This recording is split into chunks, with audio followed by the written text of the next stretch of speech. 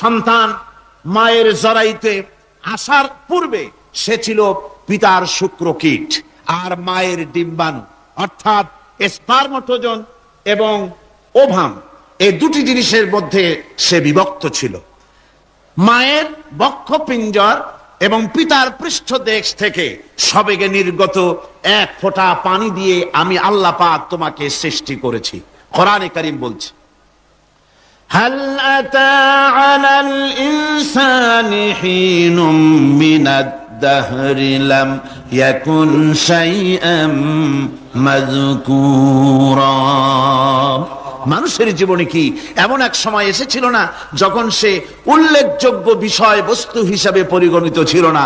তোমার নাম ছিল না, পরিচয় ছিল না, কিছুই ছিল না, দুনিয়ার কেউ তোমাকে জানতো না, শুনতো না। আমি আল্লাহ পাক তোমাকে সৃষ্টি করেছি। তুমি কোত্থেকে এলে? কোরআনে কারীম থেকে তা জেনে নাও।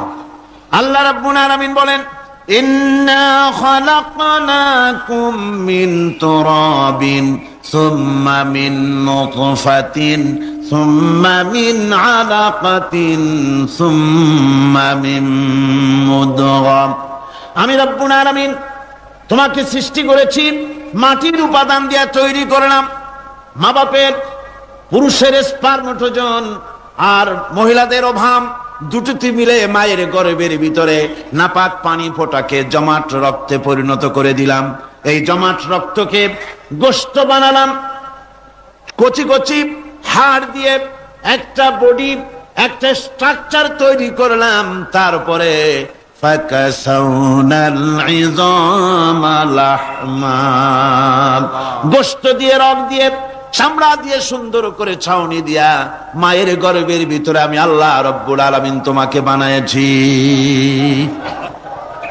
মায়ের পেটের ভিতরে ফি কারারিম মাকিন, একটি সুরক্ষিত জায়গায় তোমাকে আমি রেখে দিলাম, যেখানে কোনো রোগ, কোনো জার্ম যেখানে পৌঁছতে পারবে না, কোনো অসুবিধা হবে না।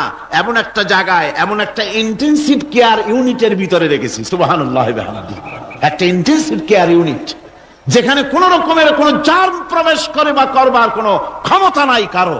এমন একটা যে একটা প্যাকেট, সুন্দর একটা প্যাকেট, একটা কভারের মধ্যে তোমাকে তৈরি করা হলো মায়ের পেটের মধ্যে। তারপরে আজকে তুমি কুফরি করতেছো, আজকে আমাকে অস্বীকার করছো। ওই গর্ভের ভেতরে আমি ইচ্ছে করলে রক্তের পিণ্ডের আকারে মায়ের গর্ভ থেকে আবর্ষণ করে দিতে পারতাম, দুনিয়ার মুখ দেখতে পারতে না। মায়ের পেটের ভেতর থেকে মরা সন্তান হিসাবে বের করে দিতে পারতাম, বিকলাঙ্গ করে বের করে দিতে পারতাম, পঙ্গু করে বের করতে পারতাম। পারতেন না? আল্লাহ রাব্বুল আলামিন বলেন, কেমনে বানালাম?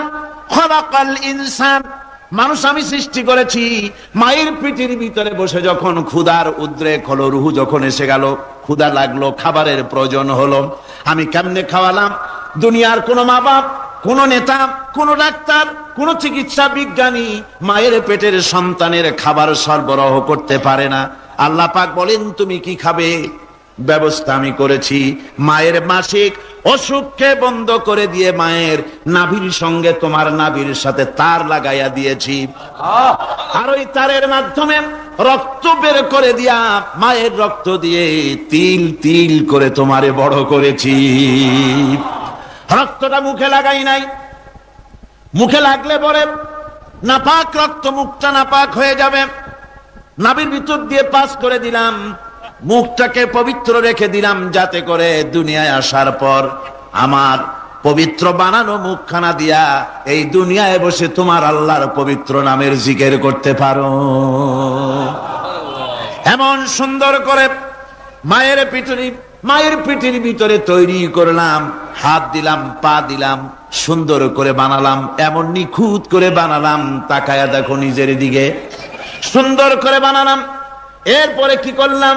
সুম্মা নুখরিজুকুম তিফলা, বাচ্চার আকারে মায়ের পেট থেকে আস্তে করে বের করে নিয়ে আসলাম। সুবহানাল্লাহ ওয়া বিহামদিহি। আস্তে করে মায়ের পেট থেকে নিয়ে এসেছি পৃথিবীর বুকে। পৃথিবীতে যখন আসলে তখন তোমার অবস্থাটা কি ছিল? ক্ষুধার যন্ত্রণায় যদি মরেও যেতে, কান্দা ছাড়া ভাষা নাই। ভাষা আছে? কোন হুঁশ ছিল আমাদের? কোন জ্ঞান ছিল? আল্লাহ রাব্বুল আলামিন বলেন, আল্লাহু আখরাজাকুম মিন বুতুনি উম্মাহাতিকুম লা তা'লামুনা শাইআ। মায়ের গর্ভ থেকে এমন অবস্থায় বের করে এনেছি যখন তোমার কোনো হুঁশ নাই, জ্ঞান নাই, কথা বলতে পারো না, পায়খানার ভিতরে পড়ে থাকো, ট্যাটা করে কান্দা ছাড়া পথ নাই, পানির পিপাসায় গলা শুকায় যায়, কান্দা ছাড়া পথ নাই, মনের তোমার মুখের কোনো ভাষা নাই কান্না ছাড়া। আমি তোমার এমন আল্লাহ, আমি তোমার এমন স্রষ্টা, আমি তোমার এমন রব। তোমার ভাষা নাই বলে মায়ের কলিজার ভেতরে আমি তোমার প্রতি এক দুর্বিনীত মহব্বত পয়দা করে দিয়েছি। তোমার কান্না তোমার মায়ের বুকের মধ্যে শেল বিঁধে যায়।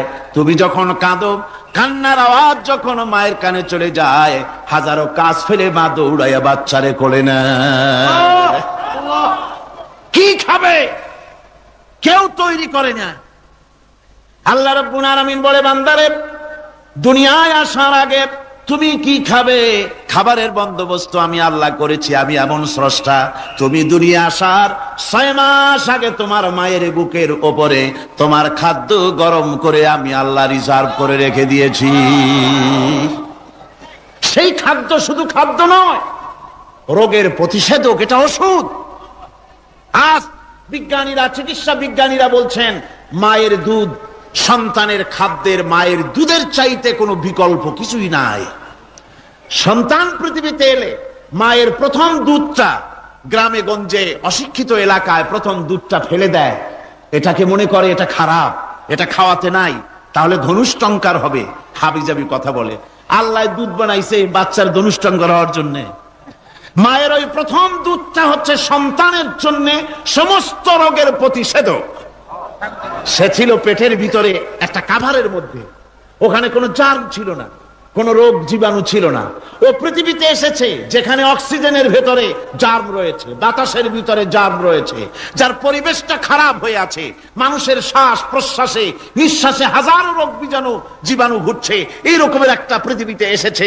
আসার পরে কচি স্বাস্থ্য, কচি শরীর, কচি হার্ট, কচি লাংস, সেটাকে প্রতিরোধ করবে কি করে? সেজন্য আল্লাহ পাক মায়ের দুধের ভিতরে সমস্ত রোগের প্রতিষেধক দিয়ে দিয়েছেন। সুবহানাল্লাহ। আজকের বিজ্ঞানীরা তা স্বীকার করেছেন। অনেক মা তার সন্তানকে দুধ দেন না, নিজের শরীর স্বাস্থ্য ভালো রাখার চিন্তা করে বাচ্চাকে দুধ খাওয়ান না। এটা অত্যন্ত নির্মম কাজ। বাচ্চাকে দুধ খাওয়ালে বাচ্চার সাথে মায়ের মহব্বত বাড়ে। ইউরোপে, আমেরিকায় মাকে মা বলে ডাকে না, বাপকে শ্রদ্ধা করে না, সম্মান করে না। তার কারণ সেখানে মায়েরা তার সন্তানদেরকে কোলে নেয় না, সন্তানদেরকে ফিডার খাওয়ায়। আর আমি নিজের চোখে দেখেছি মায়েরা ইউরোপে, আমেরিকায় যখন শপিং এ আসে, তখন রাস্তায় যখন আসে, তখন ওই পুশ চেয়ার গুলিতে বাচ্চাকে শোয়াইয়া বাচ্চা এভাবে পুশ চেয়ারে করে ঠেলে নিয়ে যায়, আর কুত্তার বাচ্চাগুলি কোলে করে ঘুরে বেড়ায়। কুত্তার বাচ্চা কোলে নেয়, নিজের বাচ্চা পুশ চেয়ারে করে ঠেলে। সেই জন্য মায়ের প্রতি সন্তানের মহব্বত হয় না, সন্তানেরও মায়ের প্রতি কোনো শ্রদ্ধা জাগে না। আল্লাহর কি ব্যবস্থা! মায়ের কলিজার মধ্যে মহব্বত পয়দা করে দিয়েছেন আল্লাহ পাক। মায়ের বুকের দুধের ভিতরে আল্লাহ রাব্বুল আলামিন, আল্লাহ পাক বলছেন, আমি মানুষ সৃষ্টি করেছি আর তার সমস্ত প্রয়োজন মিটিয়েছি, তার খাবারের সব প্রয়োজন মিটিয়ে দিয়েছি। দুধটাকে ঘন করি নাই হজম করতে পারবে না বলে, ওই দুধটা সামান্য পাতলা করে দিয়েছি, ওর ভিতরে সামান্য মিষ্টি দিয়েছি।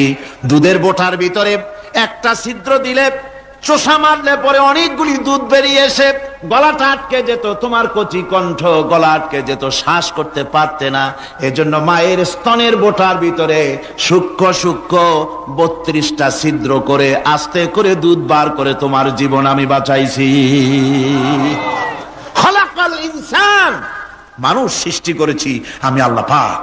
সুতরাং যে আল্লাহ পাক এ মানুষ সৃষ্টি করলেন আর মায়ের কলিজার ভিতরে মোহব্বত পয়দা করে দিলেন, সে আল্লাহ পাক বলছেন খবরদার ওই মাকেও যেন আবার ভুলে যেও না, মাকে সম্মান করে করো, মা বাপকে মহব্বত করো, তাদেরকে শ্রদ্ধা করো। বউ পাইয়া সুন্দরী স্ত্রী পেয়ে মায়ের কথা ভুলে যেও না।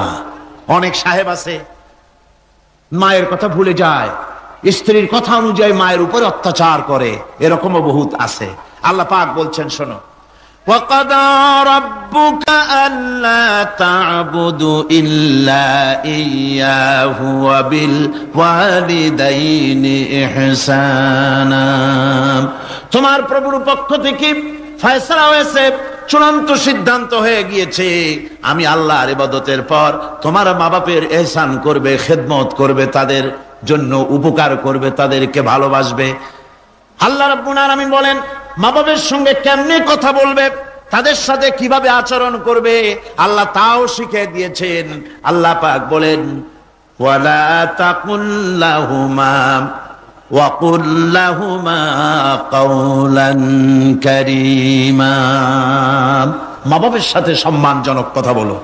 ওয়া কুল লাহুমা কাওলান কারীমা, সম্মানজনক কথা বলো, মাথায় ঝাঁকি দিয়ে রাগ করে চোখ মোটা করে কথা বলো না। তুমি সন্তান, তোমার জন্য সবচাইতে বড় পীর তোমার আব্বা, তোমার আম্মা, ঠিক কিনা কন? ছেলের জন্য, মেয়ের জন্য, সন্তানের জন্য সবচাইতে বড় পীর কে? বাপ মা। এটা ভালো করে মনে রাখতে হবে। আপনার মৌলানা সাহেবদের দোয়া, পীর সাহেবদের দোয়া কবুল হতেও পারে, নাও হতে পারে, 50-50 সম্ভাবনাও আছে, আবার সম্ভাবনা নাই। কিন্তু মা বাবার দোয়া কবুল হবে 100% সিউরিটি রয়েছে। রাসূলুল্লাহ বলেছেন 3 জনের দোয়া কবুল হবে, মুস্তাজাবুদ দাওয়াত। কয়জনের দোয়া কবুল হবে? আল্লাহ রাব্বুল আলামিনের হাবিব বলেন 3 জনের দোয়া কবুল হবে আল্লাহর দরবারে। তার মধ্যে একজন হলেন মাজলুম ব্যক্তি, যে ব্যক্তি অত্যাচারিত, যে ব্যক্তি মুসাফির, প্রবাসী, তার দোয়া কবুল হবে। আর মা বাপ যদি সন্তানের জন্য দোয়া করে, ওই দোয়া আল্লাহ রাব্বুল আলামিনের দরবারে মঞ্জুর হয়ে যায়। আল্লাহ রাব্বুল আলামিন মা বাপ সম্পর্কে বলেন, মা বাবের জন্য আমার কাছে দোয়া করবি বান্দারা, আমার কাছে দোয়া করবি। দোয়াটা আল্লাহ পাক শিখাচ্ছেন, রব্বিরহামহুমা কামা রব্বায়ানি সাগীরা। পড়েন সবাই, রব্বিরহামহুমা কামা রব্বায়ানি সাগীরা। একটু জিকির করেন লা ইলাহা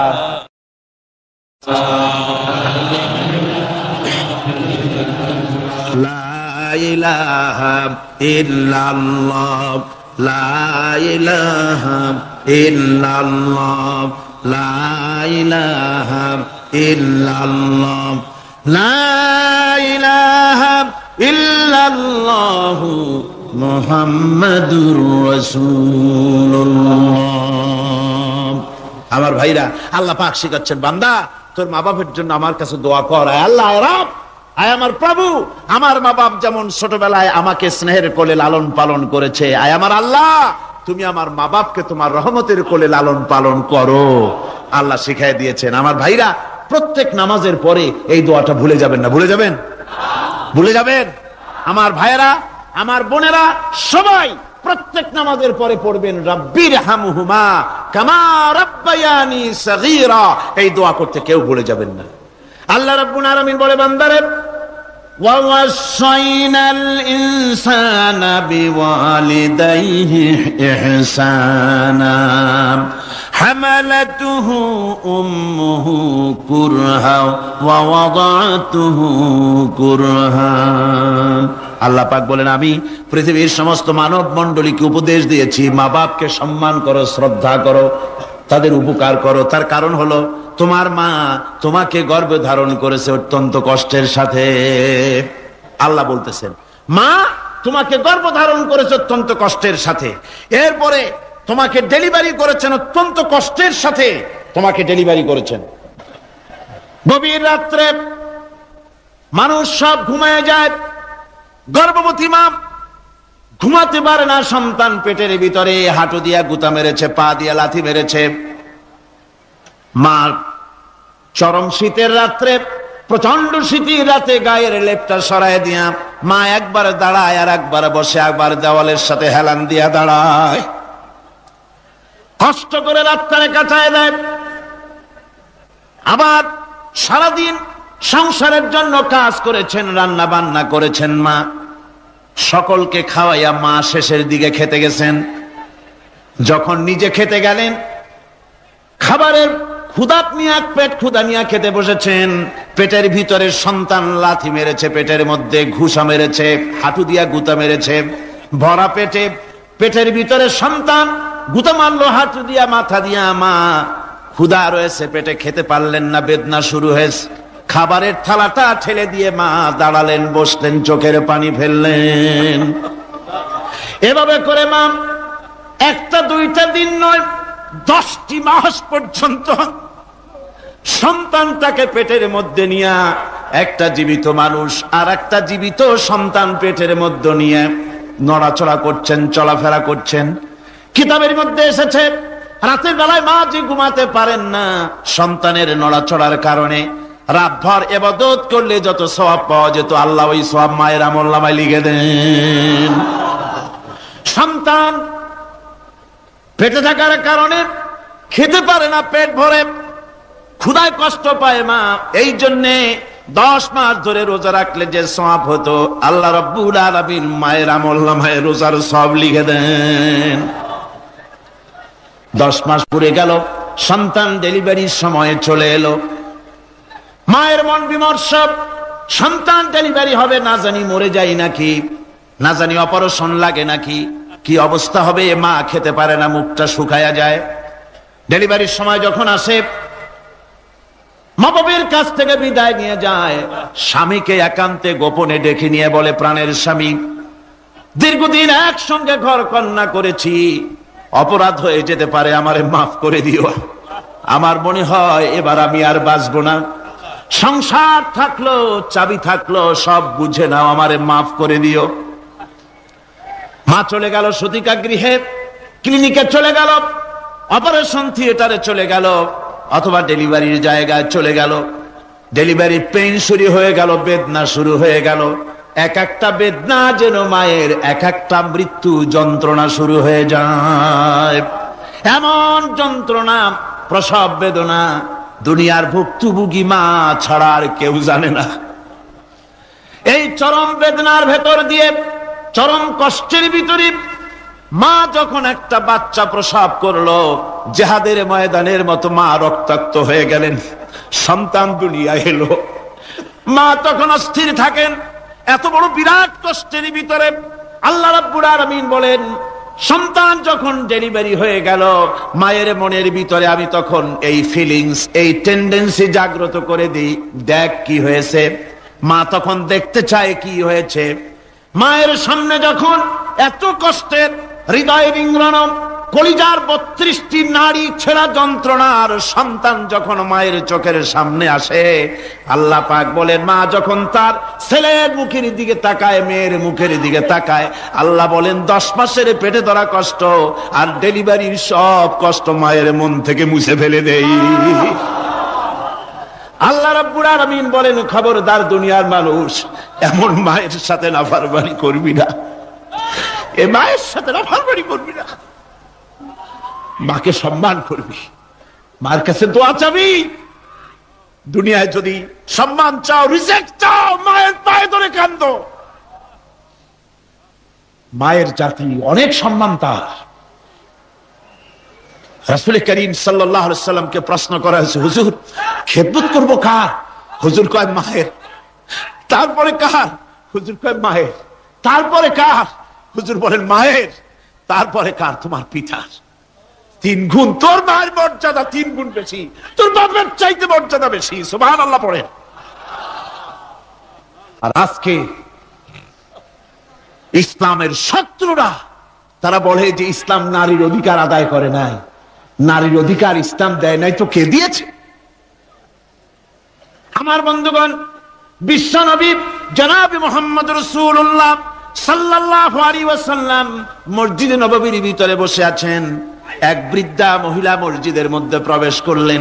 হুজুর বৃদ্ধাকে দেখে দাঁড়ায় গেলেন, বিশ্ব নবী বুড়ি মেয়ে লোককে দেখে দাঁড়ায় গেলেন। আল্লাহর নবী বুড়িকে দেখে দাঁড়ালেন। বুড়ি যখন কাছে এলেন, আল্লাহর নবী নিজের গায়ের চাদর বুড়ির জন্য বিছায়া দিলেন। বুড়ি বসলেন।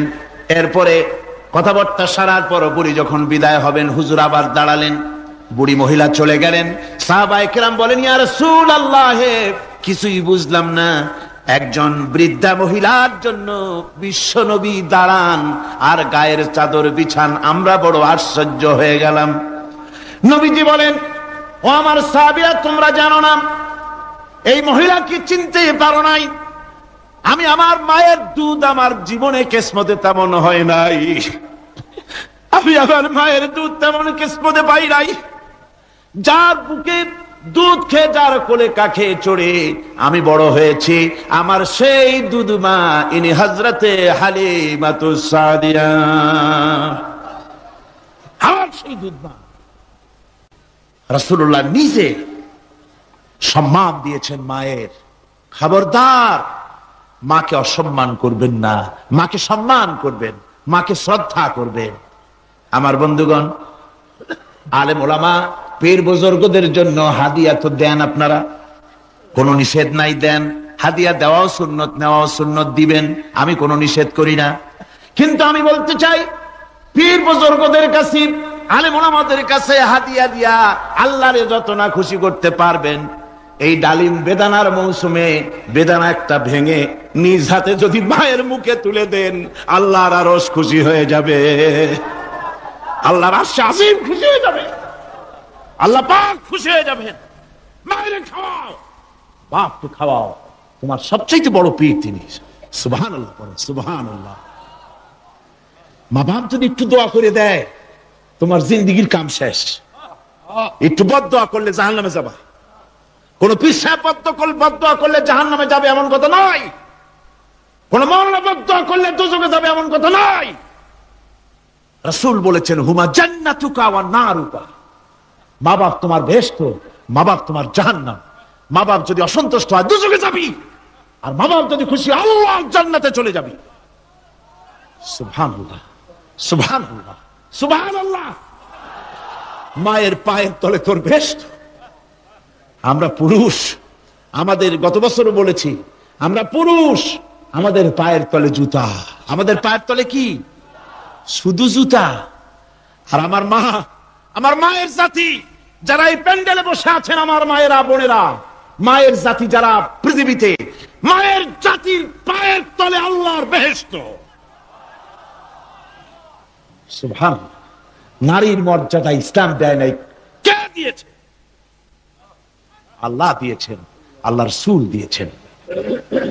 আমার বন্ধুগণ, হযরত বাইজিদ বুস্তামি, ছোট্ট বাচ্চা ছেলে, গভীর রাত্রে মা অসুস্থ, পানির পিপাসায় জেগে উঠেছেন। বাবারে, পিপাসায় শেষ হয়ে গেলাম, পানি দাও। ছেলে ঘরের ভিতরে পানি না পেয়ে বাইরে দৌড়াদৌড়ি করলেন। অনেক দূর থেকে পানি নিয়ে এসে দেখেন মা ঘুমায় গেছেন। পানি নিয়ে দাঁড়ানো, পৌষ মাস, মাঘ মাসের শীতের রাত, ফজরের সময় মায়ের ঘুম ভেঙে গেল।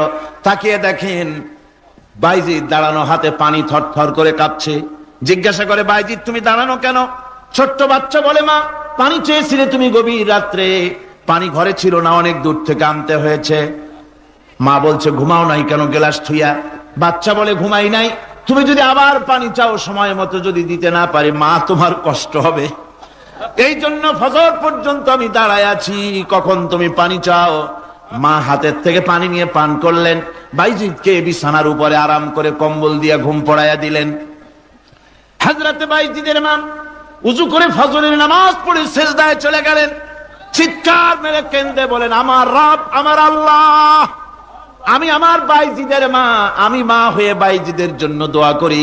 বাইজিদ আমার জন্য আজকে যা করেছে, আমি মা, আমার কলিজা ঠান্ডা হয়ে গেছে। হায় আল্লাহ, আমি বাইজিদের জন্য দোয়া করি, তুমি তাকে সুলতানুল আরিফিন বানাইয়া দিও। মঞ্জুর হয়ে গেল আল্লাহ পাকের কাছে দোয়া। আমার ভাইরা, আল্লাহ পাক বলছেন, খবরদার, আমার ইবাদতের পরে মা বাপ, আল্লাহর ইবাদতের পরে কারা? মা বাপ। মা বাপকে সম্মান করো, শ্রদ্ধা করো, মুহাব্বত করো, কিসমত খুলে যাবে, কিসমত খুলে যাবে। মা বাপকে সম্মান করো। হযরত আবু হুরায়রা রাদিয়াল্লাহু তাআলা আনহু রাসূলের সামনে এসে কাঁদতেছেন। হুজুর বলছেন, আবু হুরায়রা কাঁদো কেন? কাঁদো কেন? রাতের বেলা কাঁদো কেন? হযরত আবু হুরায়রা বলছেন, হুজুর আমাকে মা মেরেছেন। হুজুর বলছেন, মা মারলো কেন? কোন অপরাধ করেছো? কোন গোস্তাখি করেছো? আবু হুরায়রা বলছেন, না হুজুর, কোন গোস্তাখি করি নাই, তবে মারলো কেন? হযরত আবু হুরায়রা বলছেন, হুজুর আমি আপনার দরবার থেকে ফিরতে রাত হয়ে গিয়েছিল। মা জিজ্ঞেস করলেন, আবু হুরায়রা এত রাত্রে কোথায় ছিলি? বললাম, আমি ছিলাম যে কদম চুমতে পারলে দুনিয়া ধন্য হয়, সেই দরবারে নববীর কদম মোবারক থেকে আসতে আমার দেরি হয়েছে।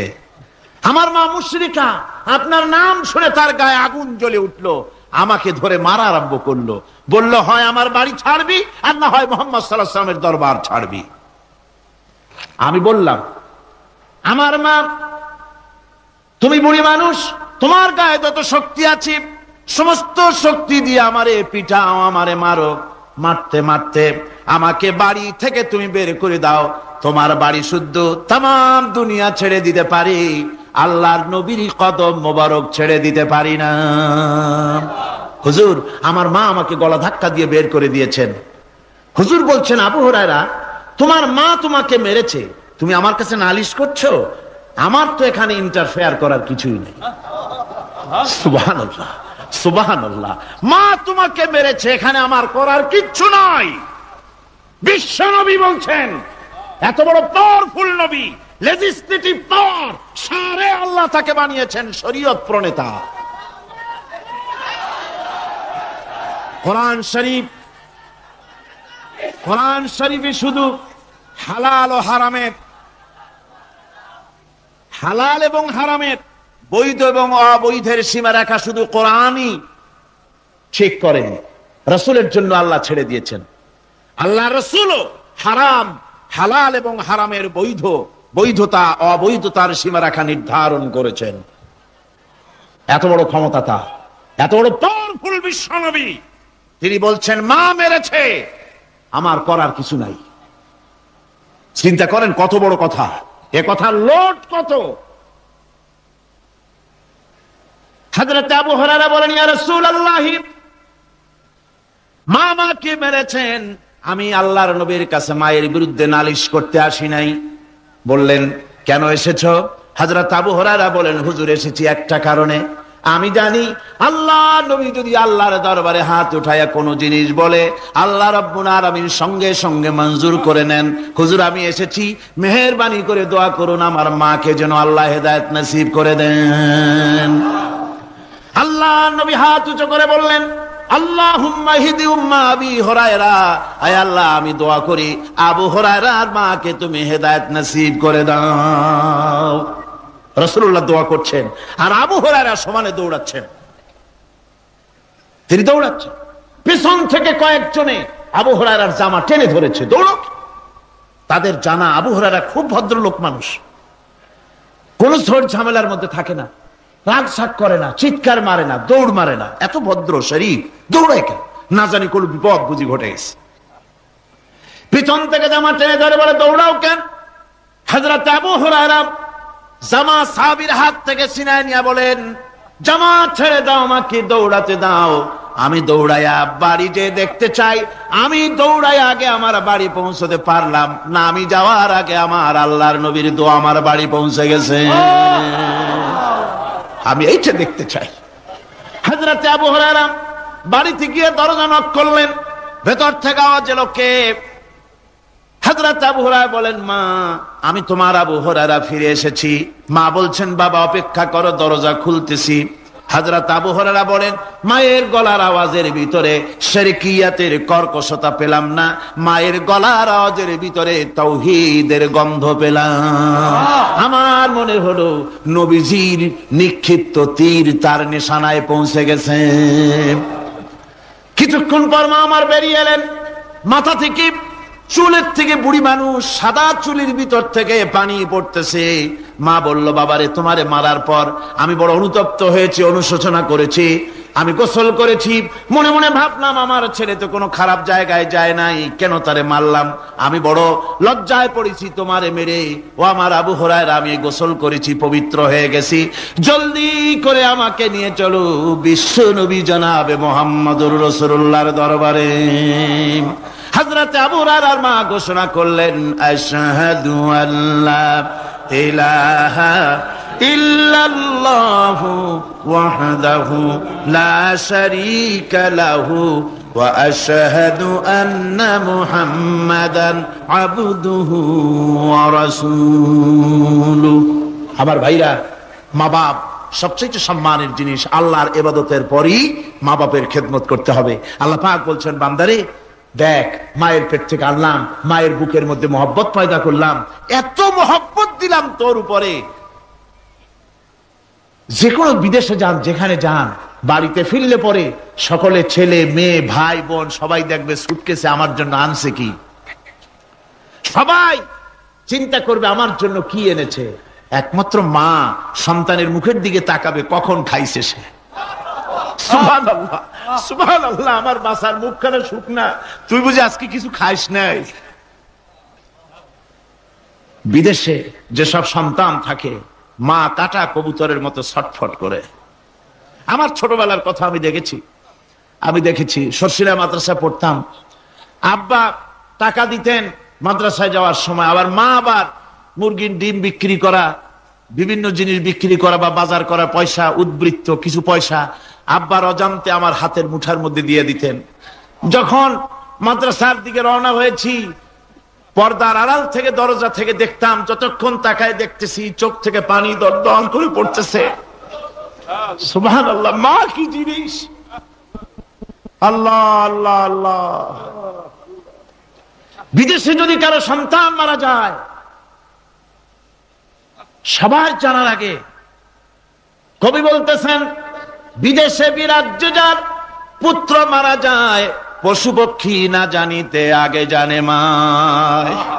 মায়ের কলিজার তারে টান লেগে যায়, মা বুঝতে পারে আমার সন্তানটা নাই। আহারে মা!